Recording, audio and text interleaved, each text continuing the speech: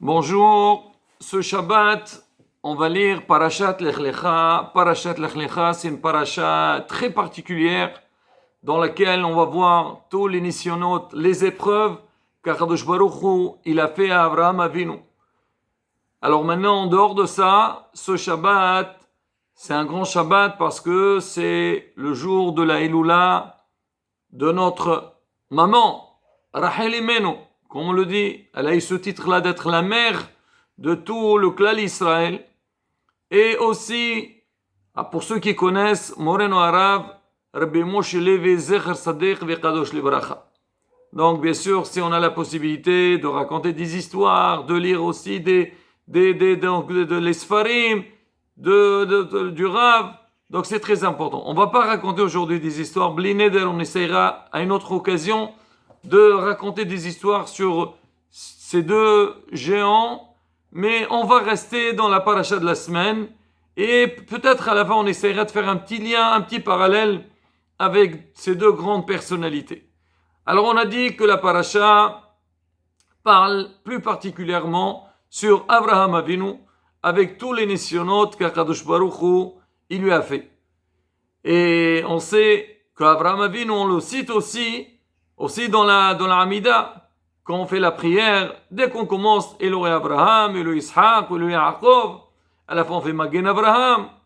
Ah maintenant regardez, on va dire un petit mot sur le Midrash, un Midrash exceptionnel. Je vous lis le Midrash, c'est marqué dans Perishit Rabbah. Le Pasuk il dit parce qu'Akadosh Baruch Hu, il a promis à Abraham Avinu beaucoup de bénédictions.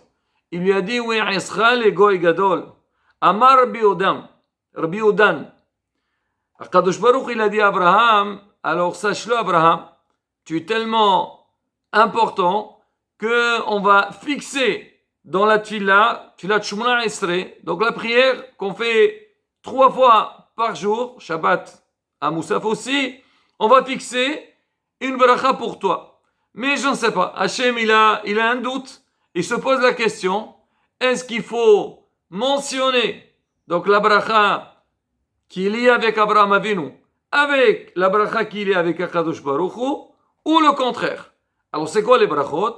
Alors on dit Baruch Ata Hashem Magen Abraham, et on dit aussi Baruch Ata Hashem Mechayei Mitim. Donc Magen Abraham, donc le bouclier d'Abraham, là on cite Abraham, Mechayei Mitim, que Hashem fait vivre les morts. Donc Hashem, il se pose la question, il ne sait pas, est-ce qu'il faut commencer par la bracha d'Abraham Avinu ou la sienne. Alors il vient Amar Be'ahoye Be'shem Be'ze'era, Hashem il dit à Abraham, Shelcha kodemet le sheli. Alors la tienne, ta bracha, elle va passer, elle va devancer ma bracha. Ça veut dire on va faire Magen Abraham avant de faire Mechamitim, c'est ce qu'on fait. Alors voilà, donc ça c'est le Midrash. Alors sur ça, il y a le Rav, Hagaon, Rav Yosef Sarfati, Zecher Sadech Kadosh Levracha. Il pose deux grandes questions et j'imagine, au moment que j'étais en train de lire le Midrash, on s'est tous posé la question. Alors la première question, mais c'est quoi cette comparaison? Par qui commencer? Est-ce qu'il faut commencer par la bracha d'Abraham Avinu ou par la bracha d'Akadosh Baruch Hu? Mais c'est évident qu'il faut commencer par la bracha d'Akadosh Baruch Hu. Hachem, c'est tout. Après, on parle des êtres humains. Ça, c'est la question. Et la deuxième question, alors on se pose tous la question.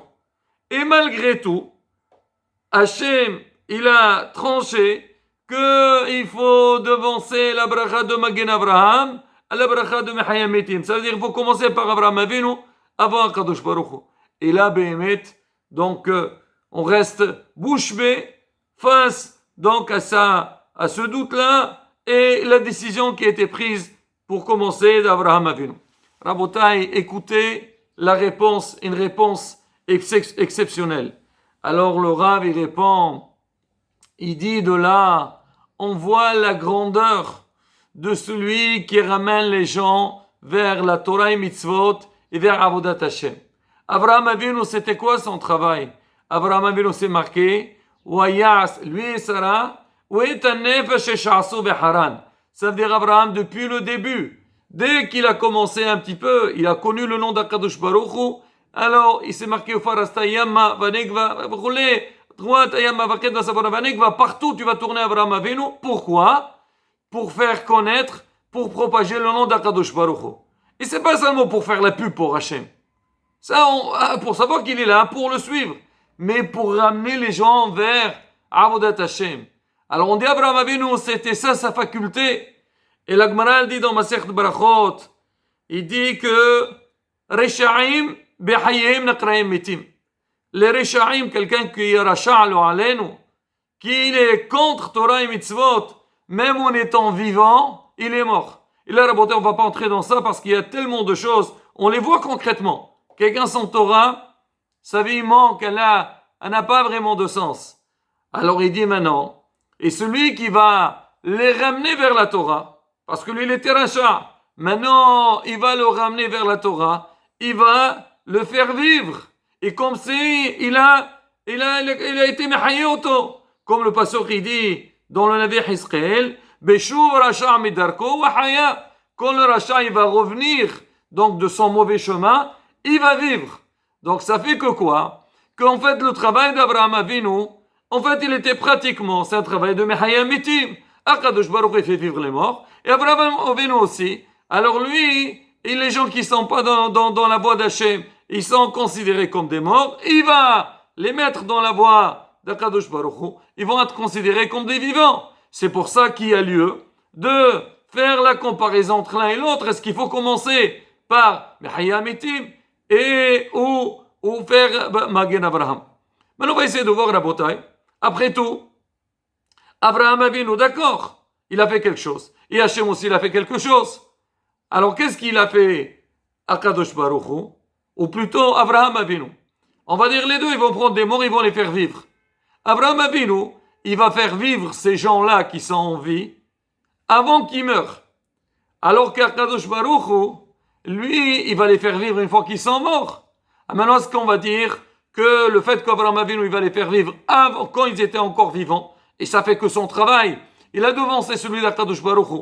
Et c'est pour ça qu'on va dire que lui passe avant. On va dire non, c'est vrai qu'Hachem va faire vivre les morts, et une fois qu'ils sont morts. Mais le nez, c'est les plus grands. Quelqu'un qui est vivant, d'accord, tu vas lui changer son mode de vie, c'est bien. Mais c'est pas un grand nez comme ce qu'il a fait Akadosh Baruch Hu de le faire. Il est mort complètement, il va le réveiller. Et c'est pour ça que la question se pose. Alors, Béhémet, là le doute. Et c'est quoi, pourquoi Hachem il a tranché? Qu'il fallait commencer par Magen Abraham avant de faire Mehaya Mitim. Parce que malgré tout, qu'Abraham Avinu il fait quelque chose de supplémentaire. Parce que quand Abraham il s'occupe des vivants, Abraham Avinu, il va s'occuper au début des Reshaim, et il s'occupe aussi des gens qui sont dans la voie. Ça veut dire, il a le travail, il est propagé sur tout le monde. Alors qu'Akadosh Baruch Hu, il va réveiller que les tzadikim. Donc Hachem il dit à Abraham, tu sais Abraham, toi ton travail, il dépasse d'un grade au mien, c'est que tout ça, la bataille, il faut le comprendre dans un sens, mais c'est sûr que le travail d'Hachem c'est exceptionnel. Mais pour dire que quoi? Que toi Abraham Avinu, tu fais quelque chose de supplémentaire. Hachem, il peut faire vivre que les Reshaim. Alors qu'Abraham Avinu, il fait vivre aussi les Reshaim. Et c'est de là on voit la bataille, la force de celui qui est Mahzir B'Tshuvah. Quelqu'un qui travaille pour amener les gens vers Torah et Mitzvot, il faut les pousser. Il y a, c'est sûr, la première des choses, s'occuper de soi-même. S'occuper de sa famille, ses enfants, les mettre dans la voie. Et ça, la bataille, c'est un travail. C'est vrai, on veut tous. Qui ne veut pas que ses enfants, ils vont dans la voie Torah et Mitzvot? Tout le monde le veut. Mais de quelle manière on est en train de faire ce travail-là?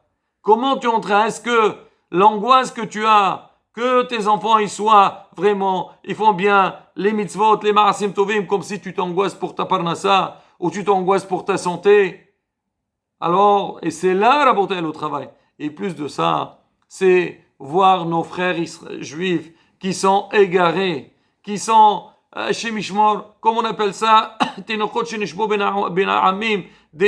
bébés, que les pauvres, ils ont grandi, on leur a pas appris c'est quoi la Torah, c'est quoi les mitzvot, c'est quoi Kadosh Baruch Hu. Alors cela aussi, il faut travailler, veiller à à les aider pour qu'ils aillent dans la voie de Torah Mitzvot. Et pour voir ce Inyan, comment la Torah, elle fait vivre la personne. Une histoire avec notre maître, Moreno Arabe, Arabe Adi Yosef, Zecher Saddeq, Vekadosh Libracha. Alors, après sa ptira, bien sûr, tout le monde est venu chez lui pour être Menahem, la famille. Alors, parmi les gens qui sont venus, il y avait la fille de Arabe Shalom Mizrahi. Et lui, Arabe Shalom Mizrahi, il a étudié à la même époque que Arabe Adi Yosef, et donc ils étaient ensemble. Alors, on raconte des histoires sur Rabbi Adi Yosef. Chacun qui vient, il a une histoire avec tout celui qu'il a connu, il a une histoire à raconter. Alors, on commence à parler. Elle a dit que son père, il y avait une période où il est tombé malade, gravement malade. Et les médecins, ils ont dit que son état, il était critique. Alors, Rabbi Yosef, sachant que son ami, sa havruta, elle était très malade, il est venu lui aussi faire la mitzvah de Birkur Cholim. Alors il arrive devant lui, il voit toute la famille autour, et il commence, il lui a donné 3 petites claques. On connaît tous celui qui a mérité d'être à Kodar Yosef, il a reçu des petites, c'est des caresses, c'est pas des claques, Rabotai. Et regardez ce qu'il lui a dit. Lève-toi, lève-toi, lève-toi. 3 fois il a fait ça.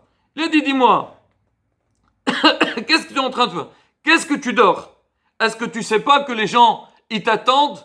Ils veulent que tu viennes leur donner des cours de Torah. Tu sais pas maintenant que tu es en train de dormir, tu es en train de faire de Bitul Torah. Aïe, Qom, lève-toi. Comme ça le langage Rabotai. Je vous répète ce qui est marqué. Alors il y a eu un S. Juste après, le Rav Shalom Mizrah, il a ouvert les yeux. La famille, elle était impressionnée. C'est quoi? Un S galoui. Tahiyat Amitim. Alors on dit aussi pour lui, c'est rien. Il le regarde. Il dit, dis-moi, tu vas rester ici, tu crois? Aïe, arrête, tu restes pas ici.